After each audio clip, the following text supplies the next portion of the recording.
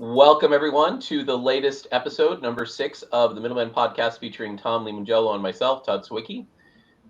We are your retail meets online media expert duos, hopefully. And we're ending the 3-part series on retail media today with the first episode was about the history of retail media, how it's really been around since really the origins and the rise of modern retail. Then last week we talked about the current state of retail media and what's going on with who are the players in retail media, and from like an ad tech perspective, a technology enablement perspective.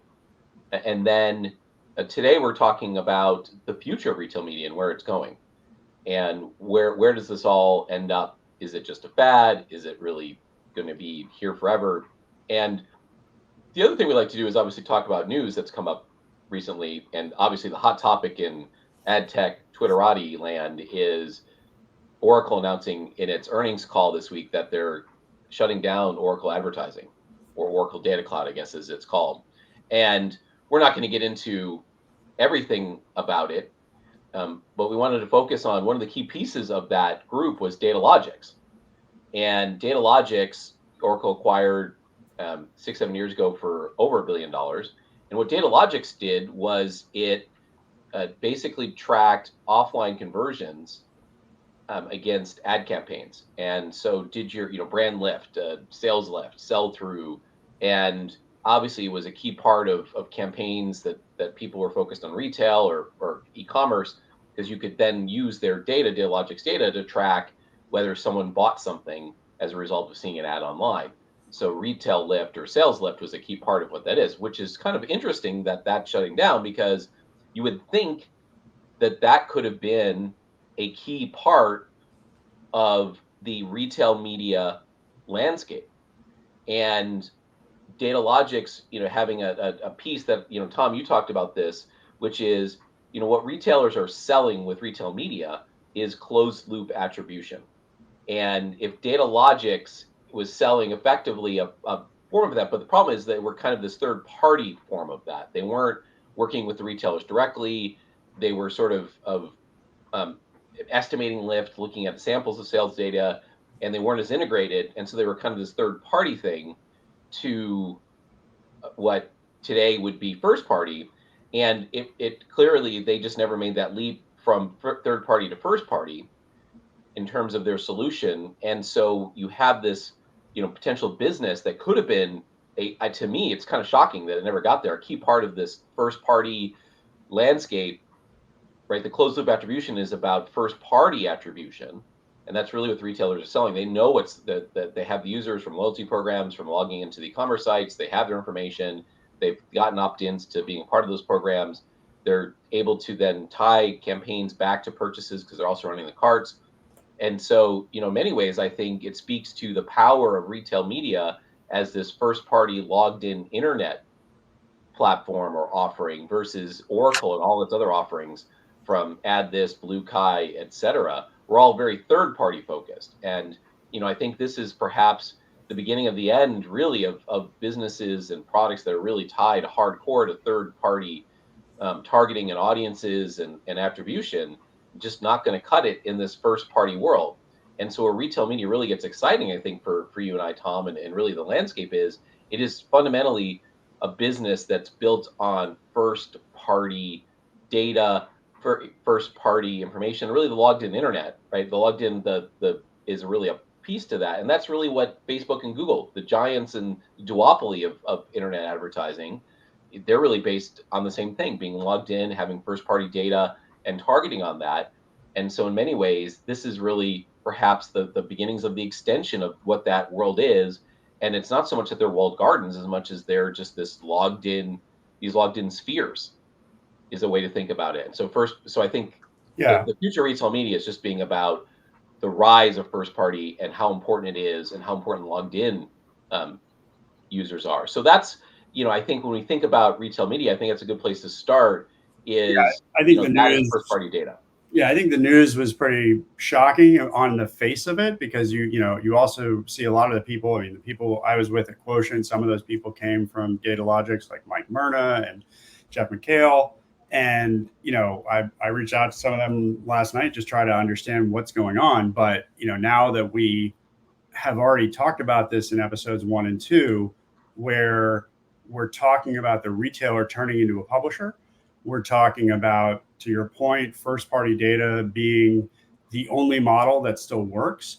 And you're seeing sort of, that cookies are already and have been going away, will continue to go away. It makes a lot of sense to see, the tombstone here, where this large business that was built for a third party infrastructure, maybe 10 years ago or so, is now one of the first really big casualties. And retail, in the grocery segment, has been the early winner because they have such strong, and drug as well, but they have such strong loyalty programs where you see like 90 plus ID transactions at the register. So, that 90+%, that is. And 90+%. I mean, I think Kroger says they have something like 96% ID transaction, which sounds crazy, but people are now trained to, if they don't have the key fob, they put in their phone number at the register, and they're doing that because they want to make sure they're not missing out on savings. Whether they did any work to try to figure out what the savings were or not, they are trained to do that. And that whole world exists. And then the retailers that don't have super strong loyalty programs have Cardlytics and Bridge to try to bridge the gap, where they look at credit card tokenization to try to get more of that audience. And so really all the building those data pipelines from the retailers to DSPs like the Trade Desk have been what's been going on for the last few years. And now, the sort of the bottom is dropping out on the rest of the internet, it seems like. Well, and, going back to Cardlytics and Bridge, I believe there's a former colleague of yours who's over there. Great example. We love to tell the story of like the Quotient Mafia is running retail media. That's really one of the things, is that they are a keystone to the current state of retail media, for sure. Yeah, I don't want to miss anybody in this episode. So Jen Ortner, who ran the Dollar General business at Quotient, is now at Bridge, and they just added Giant Eagle. So congratulations to them. I mean, that is a key piece of the data infrastructure that needs to be there to help certain retailers. And they've created the Ripple network, which is one of the only successful aggregators of retailers. You sort of have Instacart. Instacart is now partnered up with Pubmatic. Hash from Quotient joined Pubmatic and is now running a deal where an aggregator of retailers, Instacart, has sort of a new programmatic push into the retail media space, and Ripple. So those are two areas that, a little more under the radar than, say, Walmart, Kroger, Target, and Amazon, but also a key part of what's happening in retail media. One of the things that has also come up, as we look at the rise of the premium, quote unquote, premium internet, honestly, a Trade Desk announcement, which to a lot of us in the space, DSPs have had favored pubs for a long time. To me, what it speaks to is Trade Desk having good identity resolution partners with them, ones who are adopting some of their approaches. But I think the other thing it really speaks to is just the wholehearted adoption of pub tech on the retailer side. And the vendors who are winning, going back to the Oracle conversation, are not these data third-party players, right? That's not the audience distribution resale networks. What's really winning are classic ad-serving pub tech. Like, how do you manage campaigns? How do you deliver campaigns? How do you do that? Like, Kevel's a winner. They've had a lot of success. You look at what they were doing with Home Depot and others. You've got Criteo transitioning from their retargeting business, or the recarding business, so to speak, man cart retargeting, and transitioning that to retail media. And they're focused on search and managing a lot of sponsored search campaigns as well.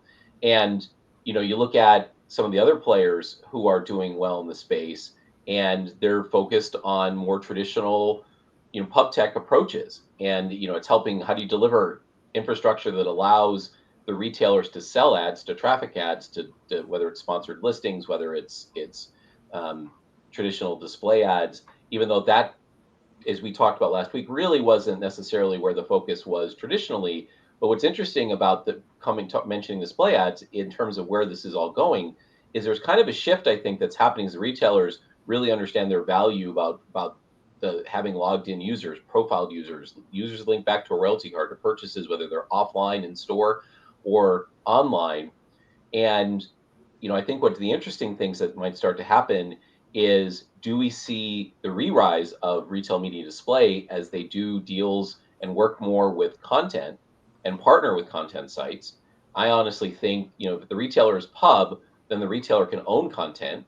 I've seen the buzzword come back, commerce media, which is media intended almost to be this, and whether they own it, I think what we'll see is retailers purchasing content destinations, like you look at Walmart buying Vizio, or you like to point to another one, Tom, in terms of another deal between a retailer and content site is really what's interesting, and really I think speaks to potentially the re-rise of display for retail media. Well, yeah, I mean, to me, the one that's most interesting is a direct publisher connection, which is Best Buy and CNET. So CNET, probably where Best Buy wanted their retail media dollars to go, and so I think it makes sense to have an electronic focused publisher in the mix.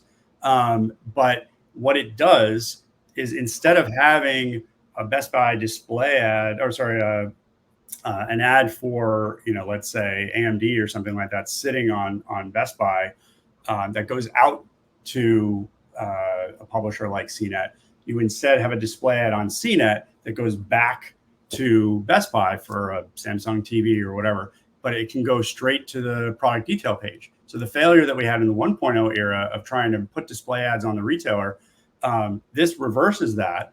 But if the publisher is either the owner or a partner of that publisher, it makes a ton more sense, and it's a much better ecosystem. I think it all, content and retail are really going to be fascinating to watch, and I fully expect that we're going to see, given the probably bargain basement prices that content sites likely are right now. Running a content business is difficult. The margins are low.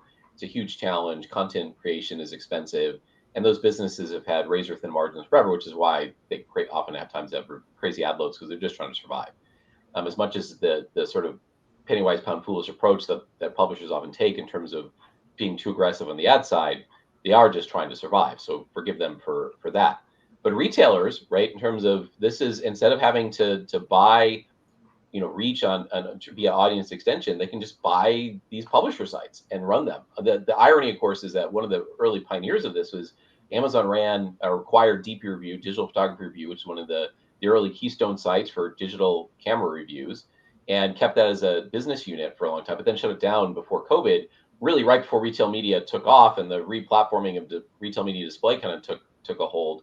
And today I think they'd want to bring it back potentially, because that's exactly the strategy that we're talking about, which is, if you own these retail sites, these content sites, the retailer can run ads as a first party entity.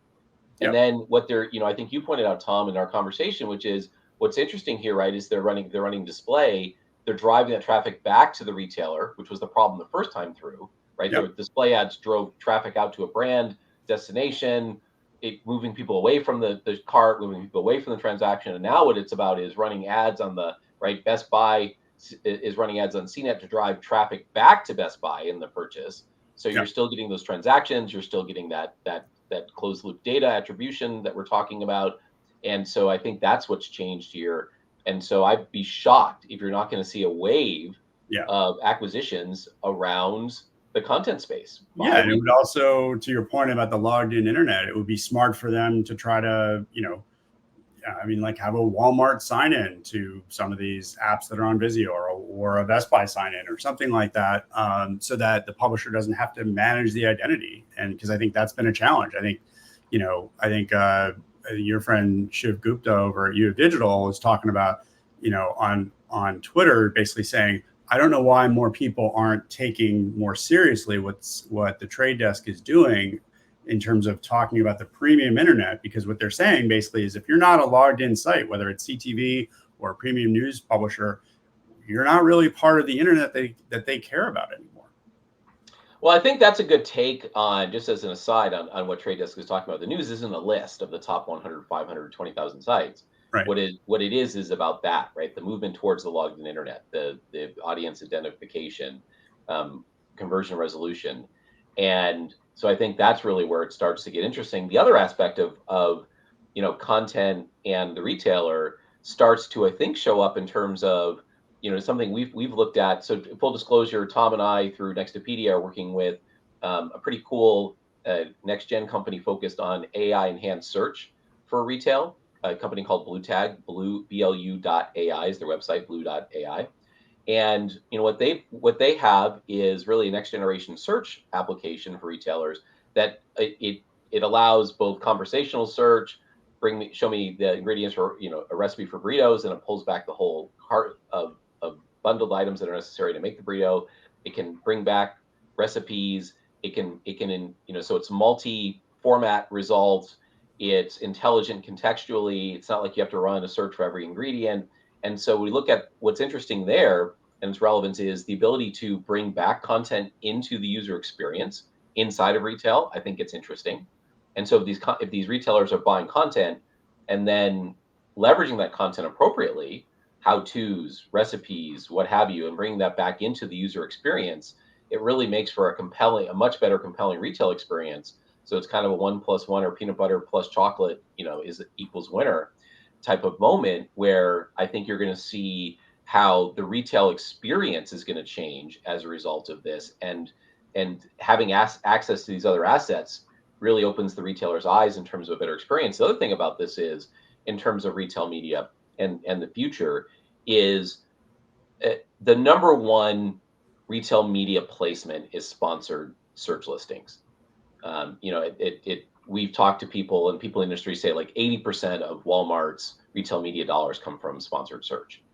And the challenge is, you look to other retailers, especially in grocery, they get zero traffic on search because their user experience is just not very good.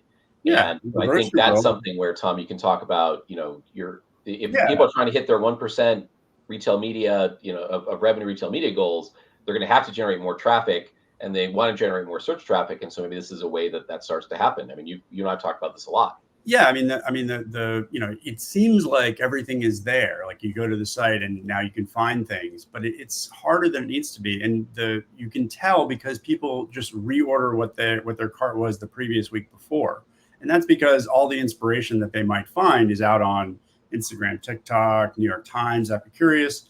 It's not on the retailer site. So to your point about either they license it or they do a partnership or they even buy the publisher. Any of those business development opportunities are there. But what if the search on the site actually was, useful enough to understand the intent of what you're trying to do?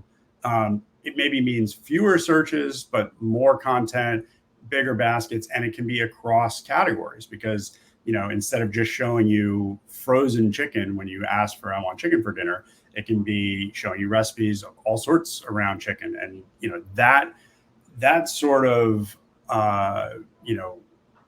user experience is the type of thing that would bring users back more often. Now, I don't think that's going to mean that people are only going to spend their time on retailers, but I do think that there's definitely a way to make the experience more enjoyable. And yeah, to your point, if you think about the way that brands spend with the retailers, about 18% of what they're spending on is price or trade marketing. How do they get products on the shelf in ways that are visible to the consumers, making sure that there's price promotions, making sure that the retailer buys enough of their products so there's enough of it on the shelf.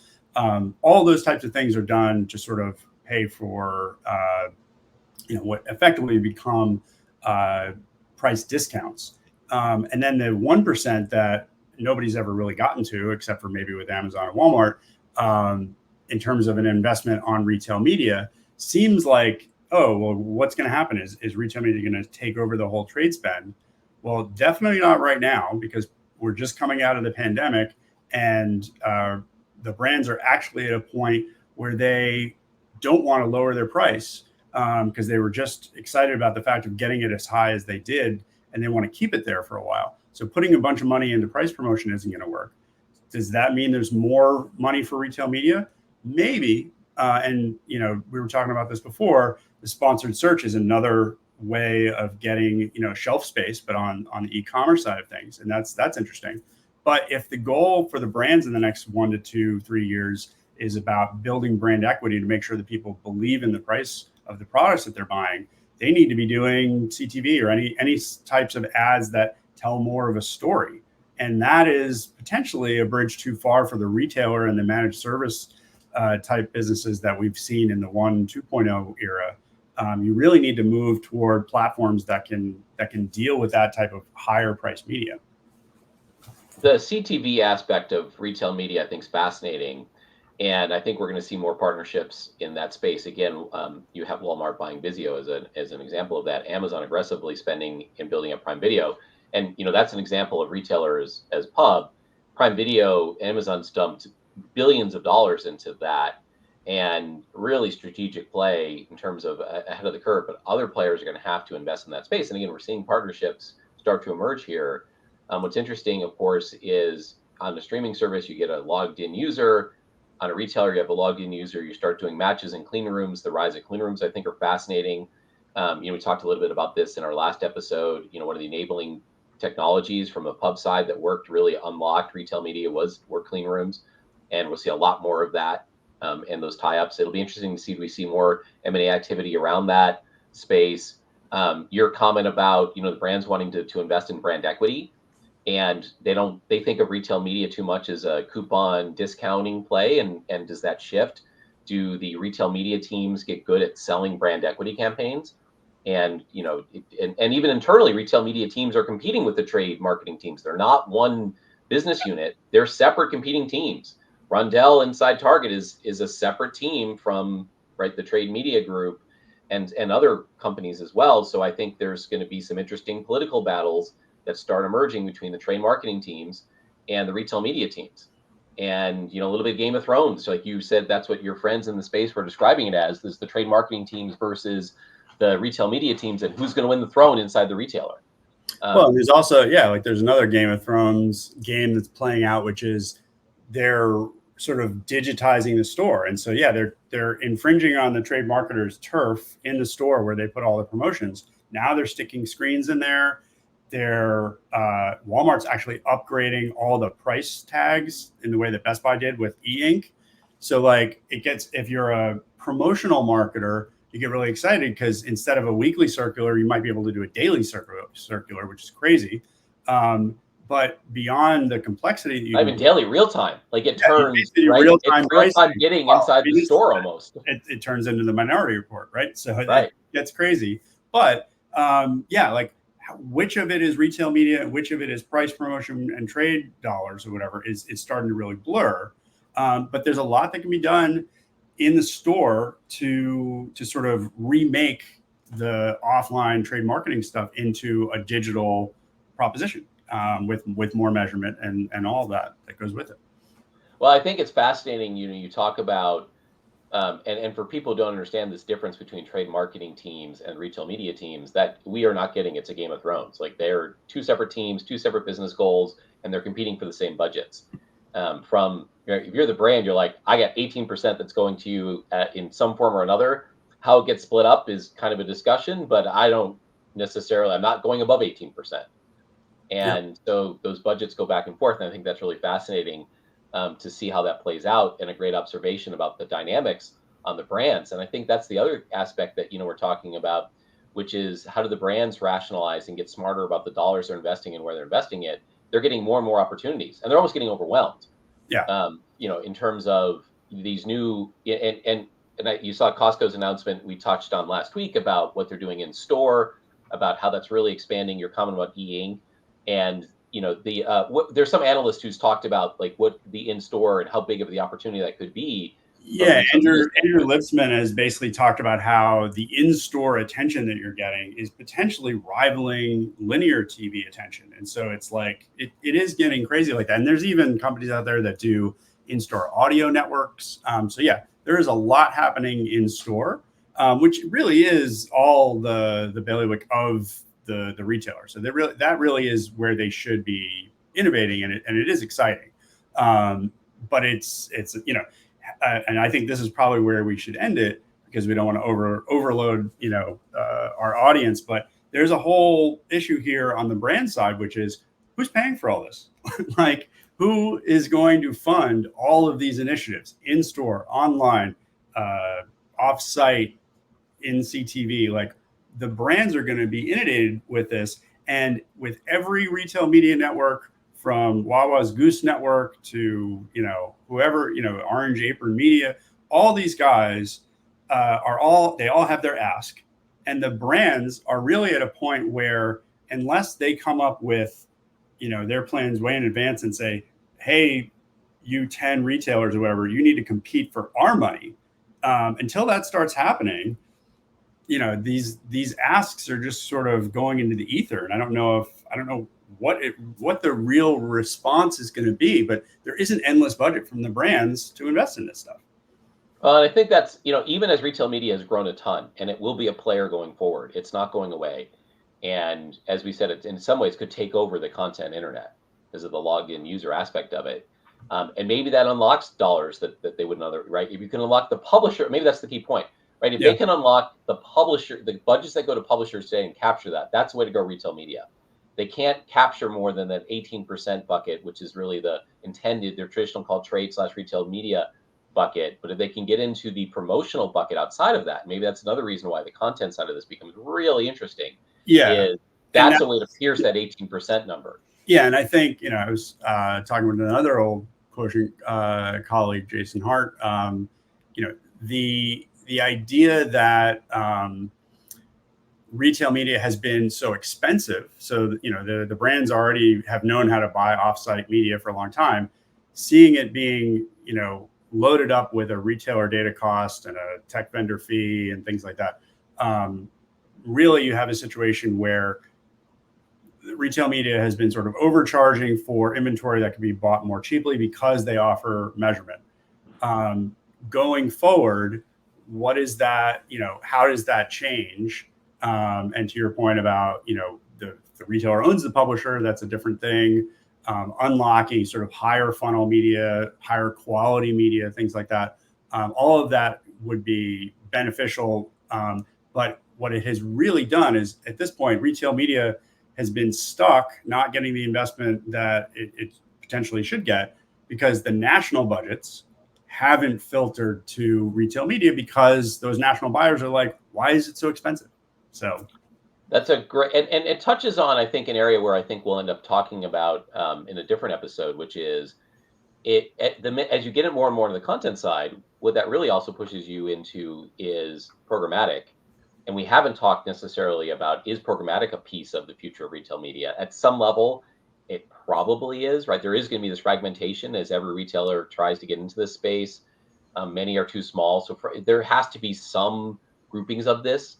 yeah. Small retailers will start needing to work together, just like smaller publishers work together. I think we'll see true networks. To my rant last week about the misuse of the term network, I think we'll actually see some networks emerge.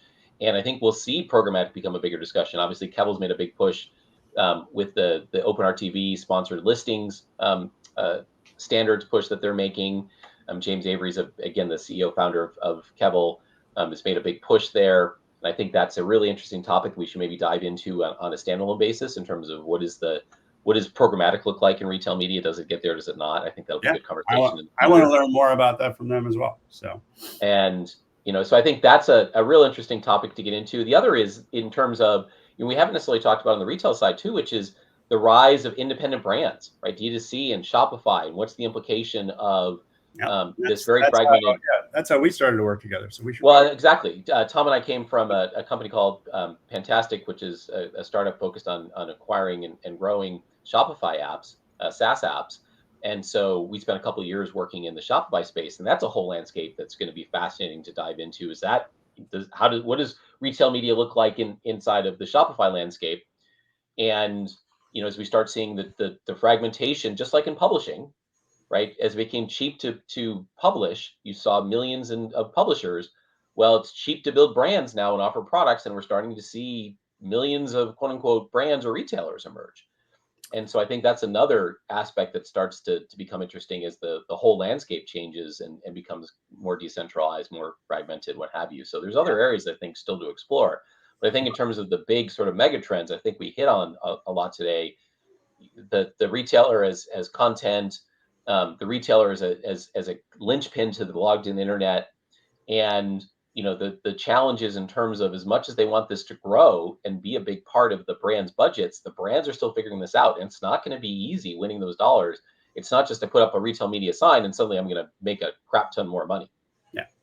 Well, so I've had a lot of fun in these 3 episodes, and I think we now have our charted path for where we're going to go next. So I'm excited. And for everyone, thank you for listening to this. This is, again, wrapping up episode 6, part 3 of our 3-part series on retail media. Comment, like, subscribe, give feedback. You can find Tom and I on Twitter and LinkedIn.